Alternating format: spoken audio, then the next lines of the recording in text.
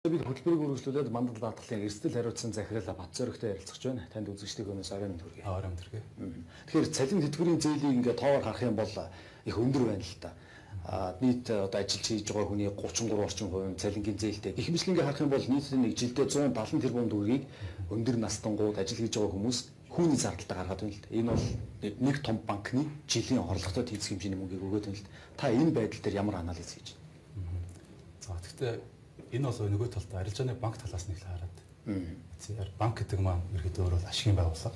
Тэгэхээр бол ашигтай ажиллах хэрэгтэй. Нөгөө талдаа их юм бол энэ одоо цалин тэтгэврийн зээл гэдэг маань ерөөхдөө олон улсын хандлагаас харахад бол илүү тийм уламжлалт банкны системтэйгээ ойртоод байгаа. Цэвэр одоо сонгодог, хадгаламж авна, эргээд бол зээл олгодог. Гэхдээ бол ерөөхдөө хэрэглээний жижигэл зэрэг бол эрсдлээ дархан байршилж байгаа тийм утга санаа яваад байгаа. За тэр утгаараа ерөөд нөгөө талдаа бол цалин тэтгэврийн зээл маань өөрөө ерөөдөө банкны үед харьцангуй эрсдэл өндөртэй зээл болж өгдөг. Яагаад гэвэл барьцаа баталгаа байдгүй. Ерөөдөө ирээдүйд орж ирэх орлого дээр нь бол цалин дээр нь төшөөлсөн маягаар хэдэн тодорхой түвшний бол цалингийн хэдэн сарын цалингийн өөрчлөлт олгож байгаа тийм санаа явдаг. Тэр утгаараа бол банкны үед бол эрсдэлтэй гэдэг утгаараа нөгөө талд бол өгөөж өндөртэй байх хэвээр. Тийм учраас хүү бол өсч гарч ирээд байгаа тал байна. За тэгээ хүү өснө гэдэг нь ерөөхдөө бол ашигтай бүтээгдэхүүн нөгөө талд бол банкны үед эрсдэлтэй гэдэг тийм хоёр утга бол зайлшгүй ярьж байгаа. Энэ үед манай санхүүгийн байгууллагууд арилжааны банкуд ямар байдлаар хандах ёстой юм бэ? Хэрэглээний зээлийг хумх хэрэгтэй, тэгснэр эдийн засгийн хүндрэлийг ухаалгаар давна гэж хараад байна л да. Та юу гэж бодож байна? Хэрэглээний зээл за санхүүгийн систем яг түрүүний хэлсэнчлээ энэ нөр ерөөхдөө хэрэглээний зээлийн чанар ер нь бол эдийн засгийн төлөв байдалтай шууд хамааралтай. Энэ болохоор ерөөдөө одоо нотлогдсон зүйл нэх юм бол 2008-аас 2009 оны манай бас тохиолсон системийн хямрал, санхүүгийн системийн хямралын үед за системийн түвшин чанаргүй зээл маань өөрөө ерөөдөө 17% хүрсэн. Тэгэхэд бол энэ хэрэглээний зээл нь бол дагаа өсөж исэн. Тийм статистик бол байдаг, адилхан хамааралтай. Тэр утгаараа ерөөдөө энэ ажил олгогчийн бас нөгөө талдаа одоо цалингийн зээлийг аваад үзэхэд энэ өөрөө одоо ажлууд л өсөх юм бол дагаад зээлийн чанар нь дагаад муудчихдаг. Тийм асуудал байгаа. Тэгэхээр ерөөдөө энэ дээр бол хямралын үед бол нэлээд бас эрсдэлтэй бүтээгдэхүүн болж харагдах нь би. Гэхдээ би энэ дээр нэг зүйлийг бол заавал онцолж хэлмээр санагдав. Сүүлийн үед яг хямрал тохиож ийн гээд иргэд аж ахуйн нэгж байгууллагууд маш их ярих боллоо. За тэгээд энэ нөр эдийн засгт бол ерөөдөө ажиллагч байгууллагууд мэдээж хүн тодорхой түвшний бол тийм одоо асуудал гарах нь бол ойлгомжтой. Ажиллагчдаа цомгох хэрэгтэй. Ажиллаж цомгох, цалингийн зардлаа танах гэсэн асуудал байна. За тэгэхээр энэ бол бас тийм зөв арга биш шүү. Эргээд бол энэ дээр илүү тийм системтэй менежменттэй ажиллах хэрэгтэй гэсэн санаа бол яваад байна. Заавал тэгж одоо танахаасаа илүү энэ тал дээр ажилтнуудтайгаа бол ярилцах. За цалингийн бол тодорхой түвшний бол бууруулах. За тэгээд энэ хүндрэлийг бол давантуулах талаар одоо ажилтнуудтайгаа бүгднтэй нь бол ярилцах, сэтгэл зүй бэлдэх гэх мэт бол алхмууд нь илүү үр дүнтэй болов гэж бодоод байна. Одоо бол тэгтээ ерхий бол хандлагаас нарахад бол хямрал тохионо гэж бол ярих ярьж байгаа. Гэхдээ энэ талаас нь илүү ажиллах хэрэгтэй гэж зөвлөж байгаа. За тэгээ ингэж ажилласан маань өөрөө эргээд бол яг түрүүнээс системийнхаа түвшинд бол 90% авчирн банкны салбартаа. За тэгээд банкны салбар өөрөө чанаргүй зээлэнд баах юм бол тэр ажиллагч байгууллагуудын ч гэсэнтэй эргээд бол санхүүгийн системийн сайн байх юм бол зээл авах боломж нэмэгдэнэ. Гэх мэтчлэн хоорондын ерөөдөө цикл уялдаа болдог. Энэ талаас нь одоо иргэд санхүүгийн байгууллага бүгд л одоо нэгдсэн нэг ойлголттойгоор хямралтыг эсрэглэх байх хэрэгтэй гэж боддог. Бидний хийсэн тооцоололоор жилдээ инфляцид эргээд 940 орчим тэрбум төгрөгийг зарцуулаад байна л да үнгүү цаас болгож хувирууж байна. Энэ байдлыг халах үүднээс инфляц 1.7 тоонд оруулъя төв банкнаас арилжааны банкуд руу мөнгө нийлүүлээ, дэд хөтөлбөрүүд хэрэгжүүлээд эхэллээ л дээ. Энэ гарц шийдэл болж чадж байна. Одоо та яг юу гэж дүгнэж байна? За яг хоо ерхий эдийн засгийн нөхцөл байдал бүтэц систем өөрөө өөрсдөө харуул манайх угаас импортлогч орн гэдэг нь бол бид хүн мэдж байгаа. Энийг бол иргэд бол харьцангуй сайн мэдээлэлтэй болсон байх гэж бодож байна. Ялангуяа сүүлийн үед энэ талаар бол маш их ярьлаа. Гадаадын хөрөнгө оруулалт буурсан. Хэмжээгээр импортлдог хамаагүй илүүт гадагшаа гардаг. За тэгээд хааш өслөг гэх мэтчлэн бол их яриа гараад. За тэгээд энэ одоо нөгөө талдаа их манайх ч өөр бол хоёр оронтой тоогоор бол эдийн засаг маань өсөд байгаа. Хувь өсөлтөд маш их өндөр өсөлт. Иймэрхүү орны хувьд гэх юм бол ерөнхийдөө бол өгөөж бол өндөртэй. Эргээд бол инфляцийн түвшин бол өндөр байх магадлал байгаа. За яг иймэрхүү эдийн засгийн бүтцтэй үед бол ерөнхийдөө зээлийн хүү инфляц гэдэг хоорондоо бол нэлээд хамааралтай байгаа таад бол би инфляц өөрөө өндөр байхад бол зээлийн хүү бол буурах боломж бол харьцангуй ер нь бол баг онлын үед практикээр дайлалын талдаа бол боломж байхгүй. За тэгэхээр эдийн засгийнхаа ерөөс суурь хүчин зүйл буюу гол одоо энэ одоо инфляцийн одоо хэрэглээний үнийн индекс юм бол үнийг бол гол нь бүрдүүлж буй бараа бүтээгдэхүүнийг импортлогч энэ аж ахуйн нэгжүүд рүү бол хөнгөлөлттэй бага хүүгээр бол зээл бол олохыг бол Төв банк бол бодлогын хувьд бол хэрэгжүүлсэн. Энийг бол ерөнхийдөө бол олон улсад бол хэрэгэлдэг зөв систем. За зарчмын хувьд бол ерөнхийдөө зөв санагдаад байна. За гэхдээ ерөнхийдөө бол арга аргачлалын хувьд бол бас яг нөгөө жигд хүртээмжтэй байсан хэсгээр нь бас эргэлзээтэй. Энэ өөрөө эргээд гэх юм бол системийн үед тэнцвэргүй байдлыг үүсгэх эргээд бол банкныхаа систем дээр ерөнхийдөө төгрөгийн хэд илүү гарах гэх мэтчлэн одоо асуудал бол гарах бол нөхцөл байдал бий. За ханш бол бас үнээс үүссэн байж болохоор үүсэхгүй гэдэг. Тийм асуудал байгаад.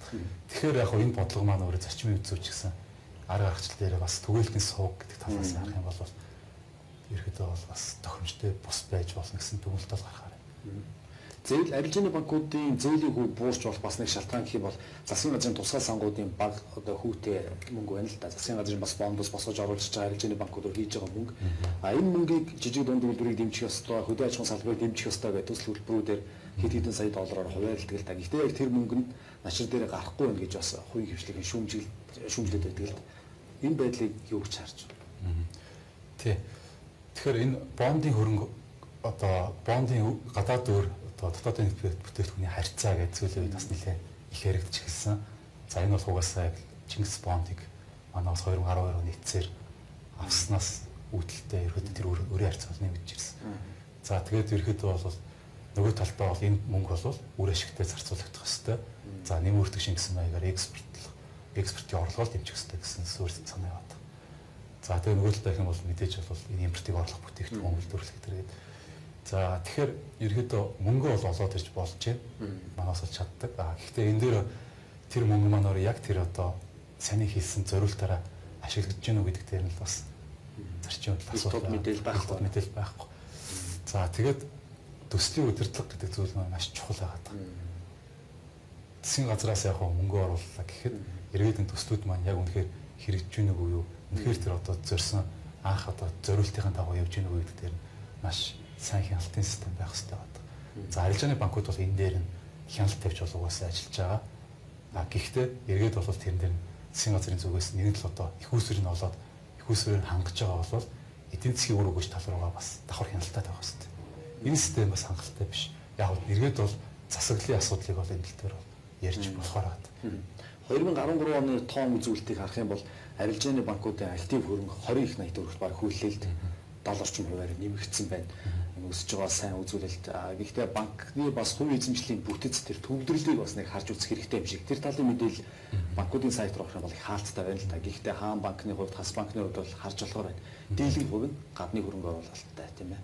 Та энэ бүтцийг бас тайлбарлаж өгч байна. За бүтэц талаас энэ ерөөдөө бол манайх ч системийн хувьд банкны салбараас одоо үнэлэхгүй их хамааралтай. Улс орон тэр утгаараа энэ систем маань өөрөө ерөөдөө бол маш үүрэг ролийг бол гүйцэтгэж байгаа эдийн засаг дээр. За эргээд бол эргээд систем ингэж ажиллаж байгаа тохиолдолд банкуд маань өөрсдөө бас одоо ил тод тодорхой түвшний бол мэдээллүүдийг гаргах хэрэгтэй. За зохицуулах байгууллага Монгол банкны зүгээс бол энэ тал дээр нь бол одоо ерөнхий төлөв байдал, ерөнхий үзүүлэлтүүд нь бол их хянаадаг. Банкуд бол өөрсдөө дотор эрсдлийн удирдлагаараа бол үйл ажиллагаа зохион байгуулдаг, эрсдлээ удирддаг тэр систем яваад байгаа. За тэгэхээр одоо сая түрүү хэлсэн засаглалын асуудал гэдэг байгаа. Засгийн газрын түвшинд бол өөрсдөө ил тод тайлбарладаг засаглалын систем байх хэрэгтэй гэхээр банкуудын хувьд бол засаглалын систем өөрөө бол сайн байх хэрэгтэй гэсэн санаа байна. За бүтцийн хувьд юм бол одоо би яг тодорхой бол тийм одоо нарийн мэдээлэл яг л адилхан байхгүй байна л. Тэр бол ерөнхий мэдээлэлээр л явж байгаа нийт ил байгаа мэдээлэлээр. Гэхдээ би энэ дэр гадаадын одоо эзэмшлийн хувь хэмжээ байна гэдэг нь тийм муу зүйл гэж ерөөсөй бодохгүй байна. Энэ бол харин бүр тодорхой түвшинд бол өсөх ёстой. Гадны одоо хөрөнгө оруулалттай гадны соёл одоо арга аргачлалыг нэвтрүүлэх гэж тийм банкуд бол байгуулагдах цаг нь болсон гэж үзэж байгаа. Яг энэ дөр үндэслэлд асуухад Хятадын банк байгуулагдах нэ гэдэг шум яваад байна л да. Төв банкнаас хараахан зөвшөөрөл өгсөн гэдгийг бол хэлээгүй байна. Байгуулагдсан тохиолдолд манай зүгээс ямар хязгаарлалт хийж өгөх ёстой юм бэ? Хийж өгөхгүй бол нөгөө стратегийн салбарт барьцаалаа зээл олгоод Хятад гэдэг утгаараа бас олон нийт тийм таатар хүлээж авахгүй байна л да. Тий. За яг хөө ер нь ямар улсын банк байх байна гэхээсээ илүүгээр гадны банк манай улсад бол байх ёстой юу гэдэг нь бол гэдэг дээр бол би бол тэр байх ёстой гэж үзэж байгаа. За стратегийн салбар гэдэг утгаараа энэ салбар маань өөрөө бол бас өрсөлдөх чадвараа хамгаалж явах ёстой. За тэр утгаараа их юм бол гадны одоо шийдвэл өндөр хөгжилтэй санхүүгийн систем нь маш сайн хөгжсөн Английн банкуд, Америкийн банкуд манай улсад орж ирэх юм бол энэ бол бас нэлээд одоо өөр төр зургийг бол авчирсан. Төлөөлөгчийн газар ажиллуулаад. Төлөөлөгчийн газараа бол нээсэн. Тэгээд тодорхой түвшний бол үйл ажиллагаа бол явуулсан эхэлсэн байгаа. Тэгэхээр энэ систем руугаа илүү бас эргэж харах хэрэгтэй болов гэсэн санаа явдаг. За Хятадын банк гэдэг ма тэр өөр асар их мөнгөний урсгалтай зах зээлээс орж иж байгаа банк гэдгийг бас бодох хэрэгтэй.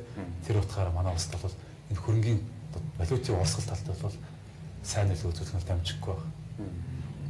Тэгэхээр иргэд яг энэ үед эдийн засаг бас хүндрэлтэй байна л да. Хямрал гэж хэлэхэд мэдээж боломжгүй. Хүндрэлтэй байгаа энэ үед хэрэглээний зээл дээр ямар тийм ухаалаг шийдлийг хийж болох вэ? Хүмүүс мэдээж авахаар бодно л да. Ягаад гэвэл худалдаа авалтыг одоо хийх шаардлага хэрэгцээ байгаа учраас энэ үедээ бас ямар байдлаар хандвал өөрийнхөө амьдралдаа болгоод ирээдүйдээ бас тийм зөв үр өгөөж оруулах. За хэрэглээний зээлийн багц маань ерөөхдөө бол сүүлийн хэдэн жилүүд маш ихээр өссөн. За одоо иргэдэд болгосон зээлийн багцад орон сууцны зээл бас байдаг. Одоо статистик харахад бол гэхдээ иргэд бол цалингийн зээл, төвийн зээл гээд одоо хэрэглээ жижиг хэрэглээний зээлүүд за ингээд бол задраад бол явж байгаа. Тэгэхээр яг хэрэглээ зээлийг бол орон сууцны зээлийг бол тусад нь салгаж бол харах. Хэрэглээний зээл болж хөрөнгө оруулалтын зээл хөрөнгө оруулалт байр шуудалж авч байна. Амьдрах орон сууц. Иргэд бол энэ эдийн засгийн бол ажилгүйдлийг бууруулах бас хөшөөрөг болдог. Тэрвэл орон сууцны зээлийг илүү улам бүр идэвхжүүлэх хэрэгтэй.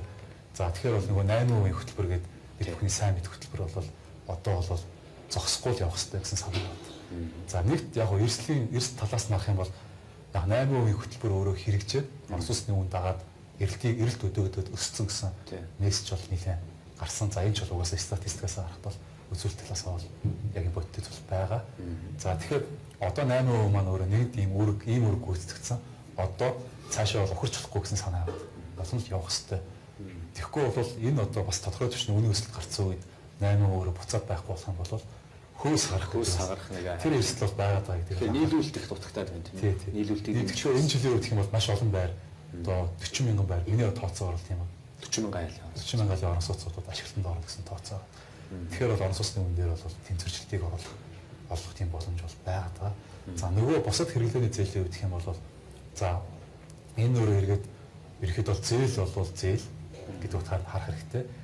Мэдээ зээл авсан тохиолдолд бол тэр нөрөө эргээд хэрвээ эдийн засаг одоо ийм их хямралтай ч юм уу энэ рүү нөхцөл байдал тарих юм бол ажил олгогчоос хамаарал өгсөн. Хэрвээ ажилгүйдэл өрцөн иргэдийн нэг болох юм бол мэдээж эрсдэл өсөх. Тийм дүр зураг бол бий. Тэгэхээр тэр хариуцлага зээлээ бол хэрхэн төлөх вэ гэдэг тал дээр нь бол бас бодолцох хэрэгтэй гэсэн санаа байна. Гэхдээ энээр өөрөө эрсдлээ сайн тооцоод авах юм бол энэ ерөөдөө зөв зүйл зарцуулах хэрэгтэй гэсэн санаа бол яваад байна. Тэгэхээр бол одоо өөрийнхөө одоо хэрэглээ тал руугаа илүү анхаарч хэрэглээгээ эренблэх юм уу те ажиллахаар ашигтай нэн тэргүүний хэрэглээ руугаа оруулах. За энэ болохоор ерөөдөө бол одоо нөхцөл байдалд уйлж гарч ирж байгаа. Өмнөх одоо хямралын бус жилүүдэд ч юм уу эдийн засаг өсөлттэй үедэд авч идэг тансаг хэрэглээний бүтц ч юм уу те хэрэглээгээ эренблээд илүү одоо өдөрт хэрэглээ амьдралдаа зориулах хэрэгтэй гэж бодож байна. Ярилцсан тохиолдлоо таны ажилд амжилт хүсье. За баярлалаа. Үзэгч та бүхэнд бид хэрэглээний зээлтэй холбоотойгоор мандал даатгалын эрсдэл хариуцсан захирлаа Батзөрөгтэй ярилцлаа. Тоонтойн хөтөлбөр та бүхэнд хэрэглээний зээл өнөөдөр бас ямар байдлыг нөлөөг та бидний цалингийн орлогод өндөр насны тэтгэврийн орлогод нөлөөлж өгнө гэдгийг тоогоор харуулахыг зорилоо. Анхаарлаа хандуулсан баярлалаа.